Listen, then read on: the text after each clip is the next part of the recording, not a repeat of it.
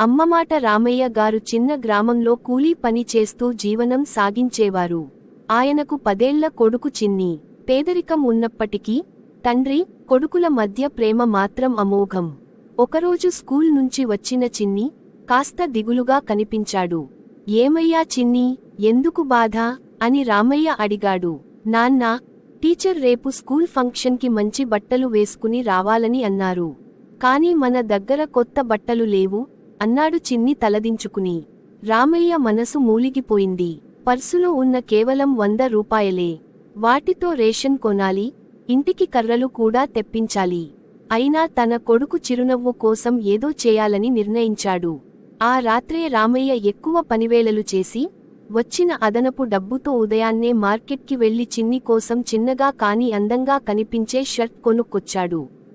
చిన్ని ఆ బట్ట చూసి కళ్ళు మెరిశాయి. నాన్నా, నాకు కొత్త బట్టల కోరిక నెరవేర్చినందుకు థాంక్స్ అంటూ ఆయనను గట్టిగా ఆలింగనం చేసుకున్నాడు. అప్పుడు రామయ్య నవ్వుతూ చెప్పాడు, అబ్బా, నాకన్నా నీ ఆనందమే నాకు పెద్ద బహుమతి.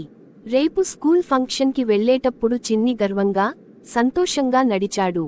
తండ్రి చేసే త్యాగాలకు విలువ ఏమీ సరిపోదని అతనికి అర్థమైంది.